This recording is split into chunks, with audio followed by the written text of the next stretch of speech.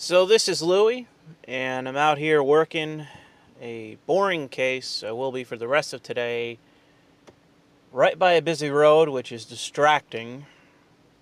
And I apologize for not uploading anything recently, but combination of my frustration with YouTube, not feeling particularly well, recently being stressed out because of my job and working a lot. A lot of those things add up to where I just don't feel like doing much. But I figure, being that I'm stuck here for the next several hours, I should at least record something, because I do have a topic to talk about. I actually have several. But for today, I want to talk about David Koch dying. So, David and Charles Koch, known as the Koch brothers, the word being used is libertarian. And I think that is more accurate than people want to admit. I see several libertarian types disavowing them and their influence, but as far as I can tell, they are unprincipled libertarians. Now, they do believe in certain portions of libertarian ideology, but they disregard it when it's convenient to them. They are philosophically liberal. They are not actually philosophically conservative. So if you see people saying that they are not conservatives, they are in fact correct.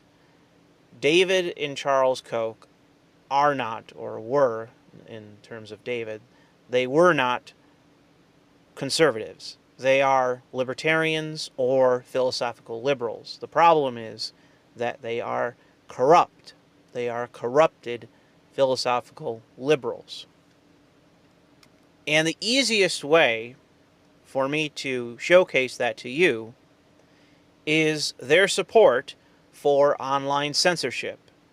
Their foundation, in part with the George Soros Foundation, along with the ADL, which is one of the worst actors as it relates to censorship, the three are working together to push for additional online censorship. The reason why I believe the Koch Foundation to be backing this think tank, this project, is because they have all but lost control of the Republican base.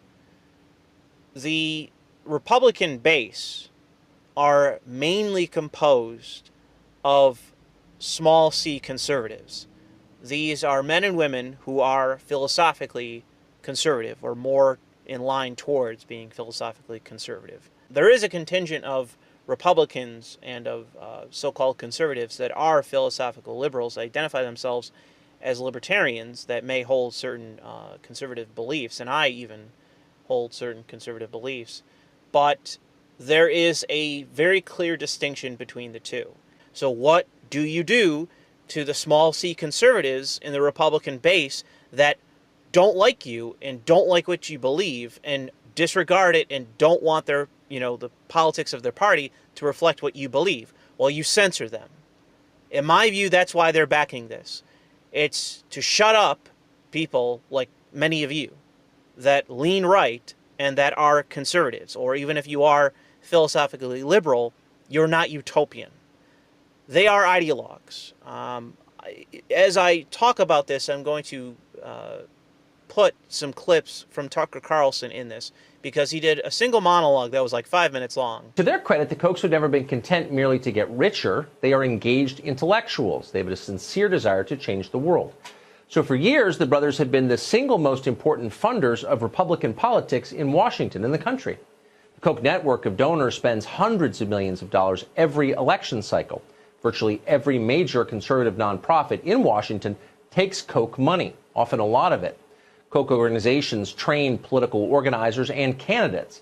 Many Republican lawmakers owe their careers to the Kochs and are happy to say so. Where he just rips apart Charles and David Koch as being what they are, which is unprincipled libertarians, or I don't want to call them objectivists, but they're philosophically liberal. And unfortunately, maybe some of you on the right would consider them to be neocons, but I'm not really sure that they actually fit the label for that either. Libertarian is honestly what they come closest to, but the problem is that, like I say, they're corrupt. They're like the communists that initially start as good-natured, but then end in ice-picking people. You know what I mean? They're at the point where they're supporting things that if they were being true to what they should believe, they would never support. Someone such as myself, who is principled, if you support censorship, you are my enemy, by definition. Because as a liberal, I understand that the only way in which we are free is that we can express our ideas, even if they're awful ideas, or they're taboo, or people, you know, even if they're just generally unpopular. The only way in which we can be free is to be able to express what we believe, to think. You know, to be able to think, you need to be able to express yourself. This is the basis of any free society. It's very scary to be in Europe at this point in time, you know, whether that's the UK or the rest of Europe. Many of these countries seemingly don't value freedom of speech. And because of that, they now prosecute people for jokes. They prosecute people for speech that they don't like. You know, if you're critical of Islam, you're going to be on a fucking watch list and whatnot. You know, if you're an activist against Islam, they're going to try to get you killed in the prison system, like with Tommy Robinson. When you abandon free speech as just an accepted right, whether that's in law or culturally in a society, your society is now on the track to become the same as China, a totalitarian system. Remarkably, they have now joined the left-wing campaign against free speech in America. Next month, the Charles Koch Institute will hold a summit with the Anti-Defamation League and executives from major tech companies, including Pinterest, Airbnb, Patreon, Mozilla. The stated purpose of the meeting is to formulate, quote, best practices on the fight against hate and extremism online, end quote. But you know exactly what that really means. It means censorship of your views. For the left, fighting extremism always entails crushing normal conservatives. That's why Pinterest has censored live action. It's why Patreon banned Milo Yiannopoulos. It's why Mozilla drove out Brendan Eich for the crime of donating to the wrong political campaign. Big tech has become a far greater threat to your freedom than the federal government. The Kochs don't care about that. Nothing Google does violates libertarian orthodoxy. More to the point, the Kochs don't care about Republican voters or what happens to them. Okay, that's fine. No law requiring them to care. But then why are they running the Republican Party? That's a question Republicans should start asking themselves. For those of you that actually understand this, I'm not being hyperbolic. You can watch what happens when the government starts encroaching on your ability to speak what you think, you know, to speak about your politics. Once you lose that freedom, everything else starts going. And there's really seemingly no way to slow down the encroachment of the state at that point. And if you are a liberal, like, you should be very much critical of government overreach, which is what they proclaim to be. But ultimately, when you start backing organizations that support the definition of hate speech, like they actually support there being precedents in law for hate speech, you're not a liberal anymore. This is the basis of the philosophy. But that is what Charles and David Koch stood for. That is what they believed. They believed because they lost control of the right, because Donald Trump got elected, because the GOP is now more nationalist, is now more actually conservative philosophically, at least to some extent. I know that many conservatives will complain about the party, but because they have lost control of the party, they are now engaging in unscrupulous tactics to win it back. Because they can no longer win the argument, they say, fuck the argument, fuck your speech, I'm now just going to use my power over you. And do it through proxy groups that I fund. That is not freedom, that is not liberty, that's Machiavellian and authoritarian. Any person that has any principles at all should recognize that as being wrong, immoral. But unfortunately, when you're powerful and you're highly ideological, it's very easy for you to abandon your principles, I find. I think that becoming a billionaire, it changes you. Becoming rich changes you. And I'm not trying to speak ill of rich people, but I do think that's true. That is a belief that I hold. I think that once somebody becomes rich, that it's incredibly difficult for them to not change, not become highly isolated, detached from the public, and just whatnot. To get the left's argument out of the way as it relates to the Koch brothers, they're industrialists. They produce things, and for that, they are hated. I'm sure the neoliberals and, like, you know, the Democrat loyalists hate them because they back the GOP exclusive. Well, not exclusively, but in large part over the years, they've backed the right. Because of that, the neoliberals hate them. But the progressives, it's just a matter of they produce things. Because they're industrialists, because they produce things, because they're not in favor of the environment, because they're not hypocrites, because they're just polluters, the left hates them. If they were, you know, on Twitter virtue signaling and supporting just meaningless causes around the globe, they'd probably be celebrated, you know, like with Starbucks and whatnot. If they were hypocrites, the left would support them. But because they're actually, you know, at least ideologically consistent enough to just be industrialists who pollute, but otherwise produce things, the left hates them. And that's about it. I find the argument from the left regarding them to be largely erroneous. Because, in large part, if you look at what they supported as of late, it skewed to the left. It did not skew to the right. If you look at Trump, if you look at the trade war, they actively supported the status quo, which was massive deficits towards China, massive investment in China, and Chinese investment in America. They supported that actively. And even billionaires like Peter Thiel recognized, on multiple levels, by the way, that this was something that could not go on forever.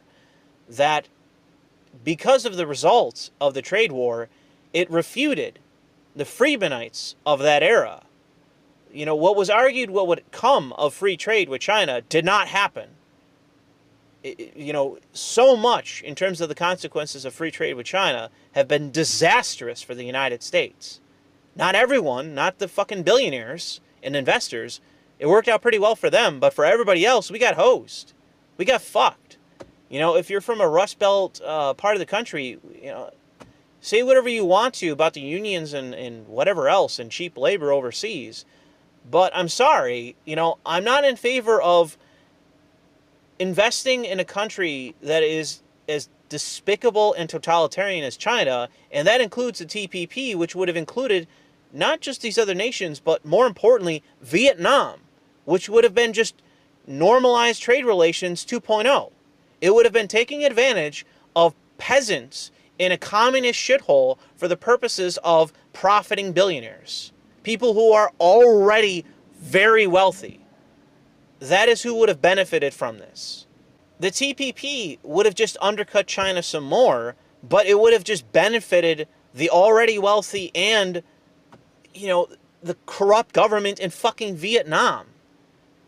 And I said this to a member of my family at a dinner the other day as we were talking about politics, and we were both, you know, he's a big-time GOP guy, and I was talking to him about switching parties, and I said that one of the reasons why I switched and I backed Trump is because of the trade war. Because I said, like, we lost 50,000 Americans in Vietnam in a failed war. And here we are, a few decades later, abandoning the doctrine of containment of communism and directly benefiting it. Because we already know with the Chinese that it didn't solve the issue. Free trade did not eliminate communism. It just grew it. China is now our main competitor in geopolitics in the entire globe. Not just in the Pacific and Asia. No, the globe. They're our biggest rival. what do you think's going to happen with Vietnam? It's just going to be the same thing again. It's the only reason why you support that is because you directly benefit from it, or you are so ideologically crazy that you're willing to invest in enemies to the United States. This is the problem with internationalism and with ideology not reflecting reality. When what you support can be proven false based on an existing example, you know, and yet you still support that, it's like you're either cynical or you are insane. You know, what is the definition of insanity? Insanity is doing the exact same fucking thing over and over again, expecting shit to change. That is crazy. The answer is internationalism. It's so-called free trade. It's globalization that involves enemy nations. If we want to, you know, loop in Australia, you know, South Korea, Japan, everything else, no one has a problem with that. It's the fact that you're taking advantage of communist totalitarian shitholes for the direct benefit of executives and fucking investors at the direct expense of the American people and everyone else who's looped in with that trade deal, who are our allies, who are generally liberal, who support freedom and liberty. Like, you are costing them to benefit yourself and totalitarian regimes. This is utterly despicable and is immoral. You know, really. I mean, someone morally justify this to me. Don't justify this to me on, oh, my free market. Justify this to me on the basis of you benefiting enemies to the United States. Nations that we were at war with within my parents' lifetime, where, you know, my uncle almost got drafted to Vietnam. But anyways, you know, people on the right generally despise Charles and David Koch from the ground up. The top down is another story. For people whose main business is making fertilizer and paper towels, the Kochs have been remarkably effective in American politics. And not surprisingly, the left hates them for it. Both the Koch brothers and their families, who, by the way, are very nice people, have been grotesquely and repeatedly maligned by the media. This, in turn, has convinced many conservatives that the Kochs must be on their side. Anyone who's been slandered by the New York Times has got to be doing something right. That's the idea. It's not a bad standard, but in this case, in the case of the Kochs, conservatives might want to pause and rethink the relationship. As it turns out, the Kochs don't have much in common with conservatives. They are, in fact, totally opposed to most conservative policy goals. The Kochs are libertarian ideologues. They're passionate and inflexible about what they believe. America first? The Kochs find the very notion of that absurd, if not fascist. An economic policy that seeks to strengthen families? The Kochs denounce that as, quote, crony capitalism or picking winners and losers. They think it's immoral, and they'll tell you so. The first obituary I read as it relates to the death of David Koch was this article from Reason. And it just made me laugh because it put a somewhat positive spin on his reputation, unlike with Breitbart, that was critical of him. It criticized him in that article, even though it was an obituary. But on Reason, it was fairly positive towards David Koch. And I said to myself, as I started reading it, you know what? I bet he backed Reason. I bet he had a part in financing Reason, as he did with Americans for Prosperity, whatever it is, AEI, which is another one, like all these different think tanks, which they backed. I said, you know what? I guarantee you that there's going to be a disclosure in this. And sure enough, there is a disclosure in this obituary. First one I read. The Koch brothers have been backers for Reason for the past 40 years. 40 years. It made me laugh because it's like, that's why. I mean, you couldn't criticize him if you wanted to, because we already know what their position was on criticism. That's hate speech. That's radicalization. We need to curb that. You know, us, George Soros, and the fucking ADL. The worst actor as it relates to YouTube. So aside from the topics already mentioned, there is also the issue of immigration. And with Charles and David Koch and their foundation, they not only supported increasing immigration beyond that of what it is already, well over 1 million a year. Not only do they want that to continue, like, I don't even think they would have put a limit on the sheer number. Not only did they support that, they supported illegal immigration too. They actively and financially supported illegal immigration. One of the other components that is required if you are a philosophical liberal is the enforcement of laws. The basis of society, and that includes any kind of republic, the basis of society is order. It's laws and enforcement of them. That is the basis of any society. You do not have rights without order. You do not have rights without enforcement. They do not exist. You can say they come from God. God will not enforce your rights. Either you will or the government on behalf of you will. That's the whole point of the social contract, consent of the governed. The point of the American government is to enforce your rights. It is to enforce the law. That is the entire basis of the government. And it's ultimately one of the things that many libertarians will concede on. Many libertarians, in my experience, that are not ANCAP fucking retards, even some that are ANCAPs, like with Styx, who's a minarchist, he will say right up front that border controls and law enforcement are inseparable with the government, because there is no nation without borders. There are no borders without enforcement. There is no nation, there is no society without laws. And there are no actual laws without an enforcement mechanism. We require people wearing uniforms with badges and authority to enforce our laws on behalf of us, the citizenry, the constituency. We require these things in order to have rights. We need these things. You cannot be a philosophical liberal and be in your right mind and not support these things. If you want to advocate for, near unlimited immigration legally, fine, you're retarded and utopian. But so long as it's within the law, so be it. I don't agree, but we can debate that. However, and by the way, you're still utopian, as I have already reiterated. The issue is that when you actively support amnesty, there is no defense of this. There is no actual basis in which you can call yourself a goddamn liberal and support just rampant abuse of the law, rampant shirking of the law, where the law's on the books and you're not like, well, we need to rewrite this, we need to change that. But no, fuck the law.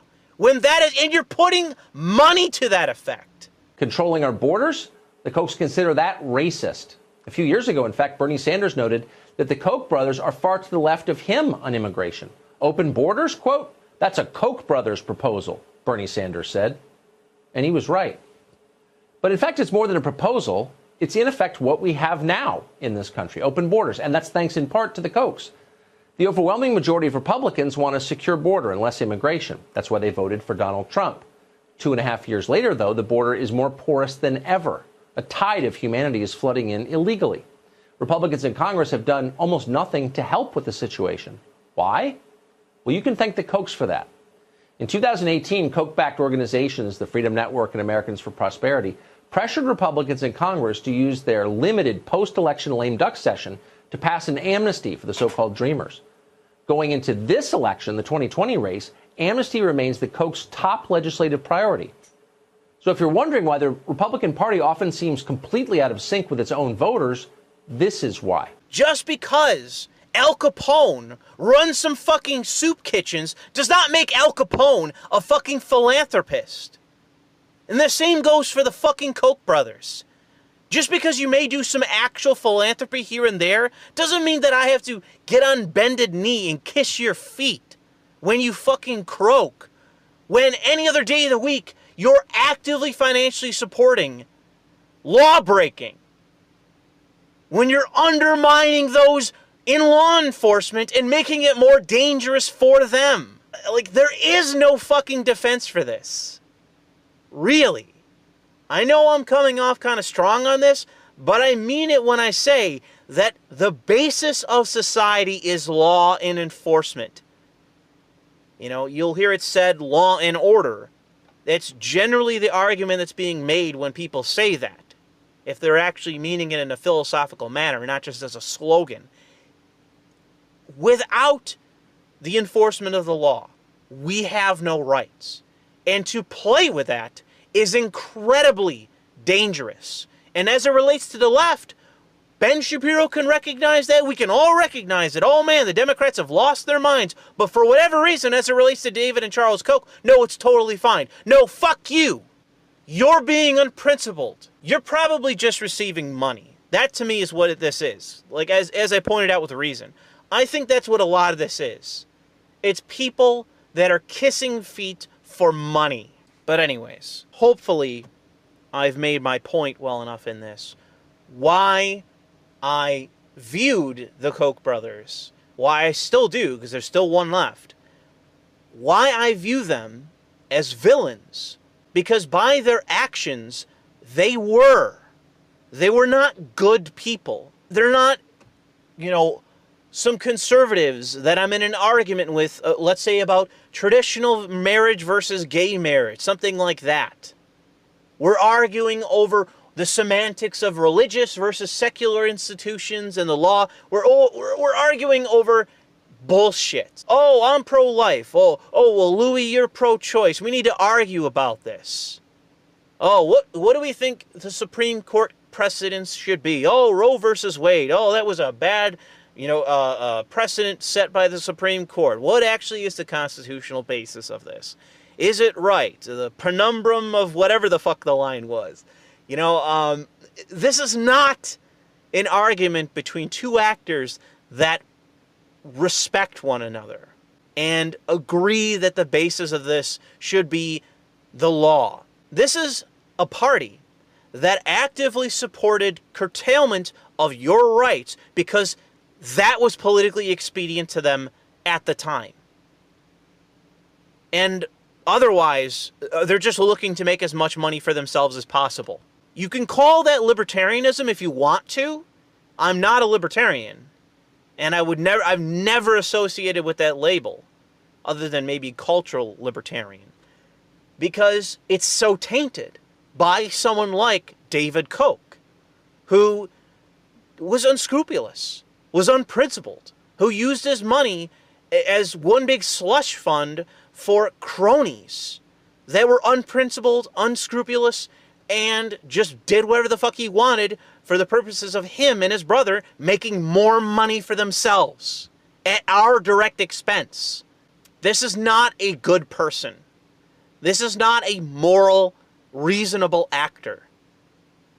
This is not a party that I have respect for. And the reason is he has no respect for me. He does not value my liberty. And so I say no to him. He is not a legitimate actor as it relates to politics. David and his brother, this foundation, they're not.